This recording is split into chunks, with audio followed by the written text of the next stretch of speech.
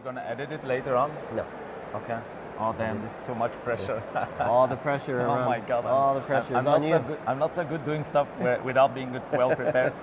But you know this stuff. But I know the talk, yeah. You know this stuff, don't ask me anything outside the talk, right? All right. Do you know your name? I know my name, yes. It's Aram Hovsepyan. There you go. But my last name is too complicated to pronounce typically, so just Aram is fine. Aram is good now. So you know that's not your talk? That's not my talk now. There we go. We're having a little fun here. We're at OWASP Global AppSec 25 here in Barcelona. It's good to see you, Aram. Good to see you, Sean. Yes. And congratulations getting a talk here as well. Thanks. And a topic that I love. People probably think I'm nerdy, but metrics is cool, because if you don't know what you're trying to achieve and how close you are to getting there, exactly. What's the point? Right? If you can't measure it, you can't improve it. Exactly. Yeah. Exactly. Or it's harder to communicate around it too. Right? Absolutely. Yeah. Team. So maybe a few words about some of the things you do day to day and with OWASP, and then we'll get into the. Yeah. Okay. So basically, I have several hats. I've been a researcher, which I don't do much anymore. Although the keynote today, I asked her a question. Vuln research? Sorry? Or vulnerability research? Or? No. I used to be a researcher, a PhD researcher at the University of Leuven. And then I did a postdoc research, and then I closed that as a career. Okay. Then I moved on. Now I'm a CEO of a product company called Codific, which is a product firm. SAMM is one of our greatest products. Okay. And I also have the third hat of being a vigilante at night by being OWASP SAMM core team member. And I'm saying at night because we have people in Australia, like part of the team is in Australia, part of the team is in the US. So our meetings are typically very late at night. And I'm a super morning person, so I don't like the nights. I'm very unproductive. So it's a very unnatural moment, that timing for you. Yeah. Yeah, well, the cool thing is you have that global perspective, which is important, right? Yes. Yeah. So tell me about the talk. What was the premise behind submitting in the first place? Now, to put it very briefly, you heard the mantra, like I mentioned, if you can't measure it, you can't improve it. Right. I have the impression that the industry is trying to focus on the measurements to prove that they are managing it and they have something to improve. But then the thing is, when I start looking at it deeper from my researcher hat perspective, I realize that they are pulling in metrics which are readily available in many of the tools, which are great. I'm not saying that these metrics are bad. And they sort of figure out goals to fit those metrics instead of going the other way around, where research from 30 years ago says you have to start with the goals because they are very specific to your organization. Right. Then you have to formulate questions to measure progress towards those goals, because you cannot just jump to metrics. And it's a sort of 3-layered structure, and only at the end you bring in the metrics to measure, to answer those questions that you formulated to support your goals. So you probably covered some of this in the talk, but what are some of the things that teams might look at in terms of metrics? Like you said, it's probably not bad, right? It's not bad to have information and you hopefully use it to make informed decisions, but are there some missteps or mismatches in terms of what they're looking at? Like in the SIM and the SOC world, there's MTDD and PTR, right? How do you detect and respond? Yeah. Which are good, but they don't, to your point, they don't answer the question of did you actually close down and recover? Yeah. I think I was mainly focused on vulnerability management programs. Right. I think the field of SOC, the field of operations is pretty mature, and I haven't really looked at those metrics under the microscope. I only use that as an example. Yeah, but the metrics from things we are doing at vulnerability management, we're looking at number of vulnerabilities without realizing most of these vulnerabilities are not that serious, are not exploitable. They might not even lead to a breach. And then we cycle those vulnerabilities as these nice dashboards, which large organizations are actually using to report to the board. Right. So my point is that this process has scientific flaws, which doesn't necessarily mean that we should just abandon it. Right. And one of the biggest points that I try to make is there are things that are heuristics, which are approximations, and we know they are scientifically not 100% there. These heuristics could be very helpful. However, we never really stop to think about them, and we blindly report these metrics to the board, and then we try to minimize the number of vulnerabilities, minimize the risk that the things give us, that the tools provide us, without really going back to the question, what are we trying, what is really our goal? And our goal is to reduce the risk of getting breached. Right. And if we look at the metrics and the vulnerability management metrics and dashboards that we have from that lens, I have the impression that we are not really doing the right thing. Right.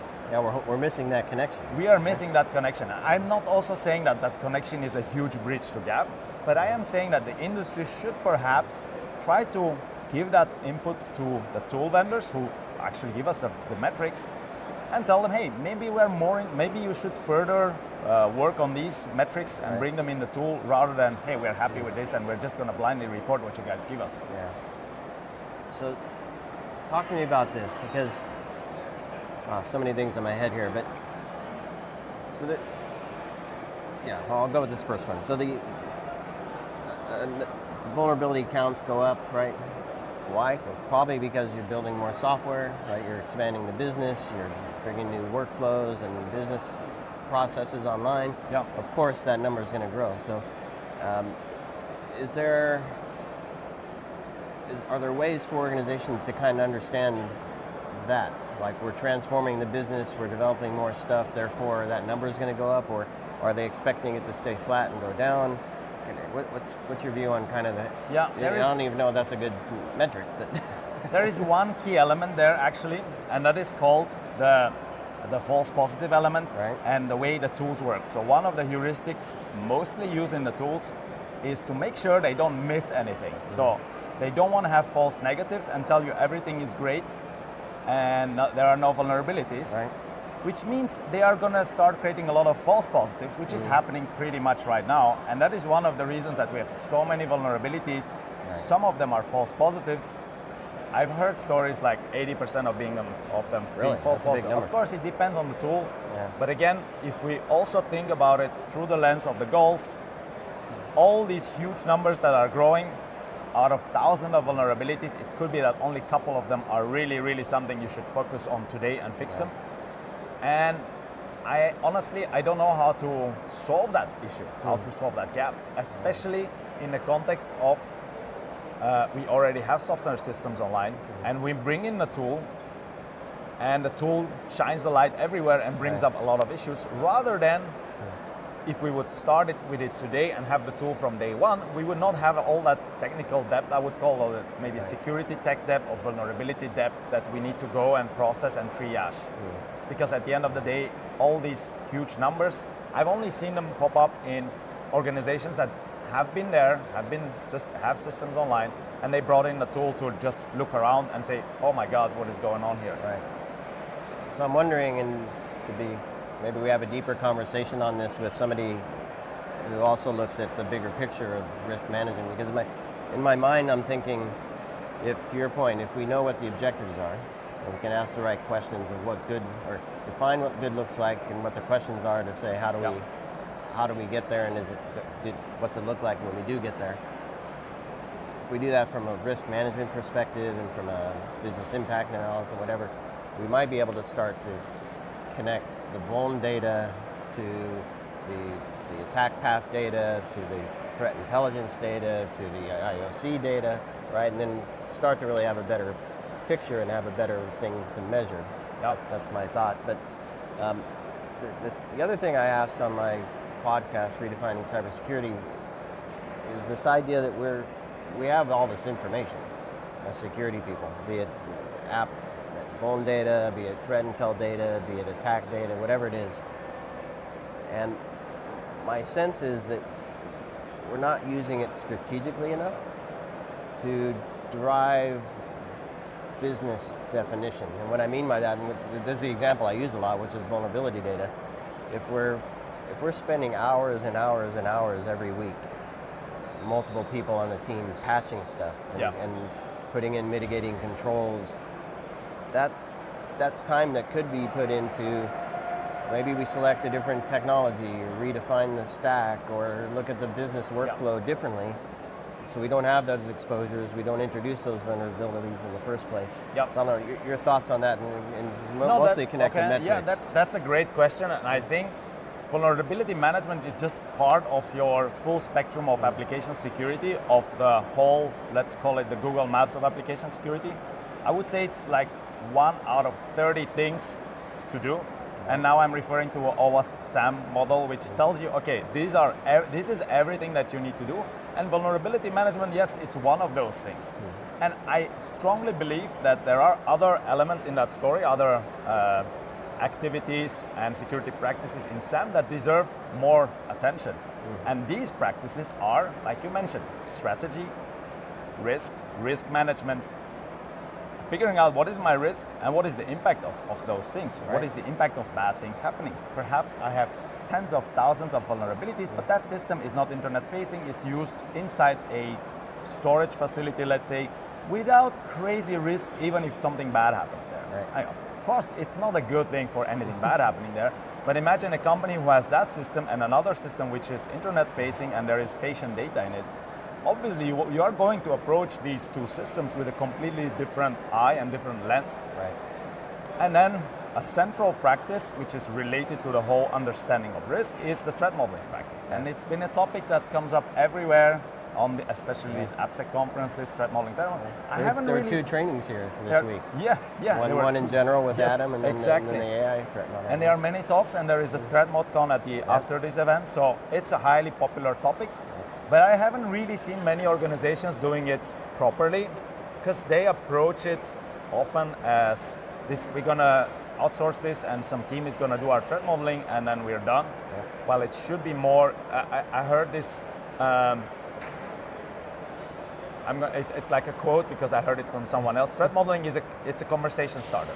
Yeah. You just start it, and then you make sure your team grows with it, and you have to be consistent with it. Yeah. So to come back to your question, indeed, we are too much focused on vulnerability management, and I'm not saying that we shouldn't.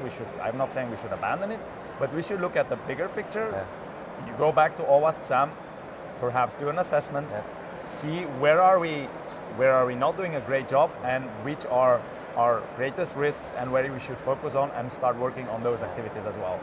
So let's do this. So you've mentioned SAMM, that's SAMM, right? It's SAMM. SAMM, Software Assurance Maturity Model. There you go. I knew it and I said it wrong. But so there's that project and all the goodness that comes with that. Are there other things that you're familiar with OWASP that kind of help with this? Are there things around metrics? You want to, off the top of your head, can you name a couple? I don't think we have anything on metrics. Well, okay. I'm not familiar about but that's a great thing. I love that you asked this question because why? Because the industry and the community, when you ask the question, do you know OWASP? Have you heard of OWASP? The answer is yes, OWASP Top 10. Right. OWASP Top 10. That's the only thing they know. They even refer to it as a standard. And one of the things I would love is the industry to stop calling it a standard. It's not a standard, it's just a list of the most common problems or risks. Not even risks, they are mostly code related. Right. And there are actual great standards in the OWASP, under the OWASP belt, which are the flagship projects, OWASP ASVS. Right. That is the number one. And by the way, we have the version 5 will be revealed in 1 hour. So I'm really looking forward to that. And that's been a massive amount of work. Yeah. I'm not involved with that project, but I'm sort of looking from the sidelines, and these guys done crazy hours. I've been seeing last night and the night before Git pushes all over the place, so I think these guys are going crazy right now. I had a chance to chat with Josh yesterday, and we're always hanging out, and Jim Manico as well. Yeah. So those are the 3 core guys. Yeah, and huge contribotors, of course. Obviously, OWASP SAMM, I would say. Yeah. And right now, I'm unprepared for this question. I know. There are so many. There are so many projects, and I'm sorry if I don't mention any project. If somebody's listening from other projects and that, what the hell, Aram? You should know this stuff. You should know about our project. Next time, I'll come better prepared for that question. I did put you on the spot there, and the ones you mentioned, I think, are obviously flagship projects. Yeah. So, it's easy for folks to go OWASP.org and look for things that matter to them. There is also something called the Wayfinder, which shows OWASP projects categorized by where they fit, and it's a nice tool to see all the projects summarized, at least the flagship ones, in one central place. And the cool thing is I'm going to chat with Star. All right. She's going to give me a nice overview. She'll give us a view of what's going on. Awesome. So that'll be good. So, Ram, it's great chatting with you. I wanted to ask one final question. I'm asking everybody here this week. And I want you to direct your response to Okay. to the audience here. You kind of touched on it a bit, but maybe a purposeful, thoughtful response to what does OWASP mean to you? OWASP. Tell folks. Yeah. Okay, so for me, OWASP is the actual bridge, I would say, between the best practices and how to bring best practices to the industry, because actually OWASP is a distillation of years and decades of experience of security experts, and they are bringing all of that into OWASP flagship projects, and this is why I also mentioned OWASP Top 10 is just one of them. And in terms of impact, definitely OWASP ASVS and OWASP SAMM, because there are decades and decades of experience in that. And in general, OWASP is a great community, and you should be definitely considering to become a member and become part of it and attend one of these conferences, and I'd be very much happy to meet and talk to any one of you. I love it. Thanks, And- Sean. And you are OWASP. I'm OWASP. You are. This is why OWASP is cool. People like you, my friend. Thanks. People like you. Well, thanks for the chat. Good Happy luck. to do it. Good with the presentation. Hopefully the session goes well. Thanks. And thanks everybody for listening, watching. More coming from OWASP AppSec Global here in Barcelona. Stay tuned.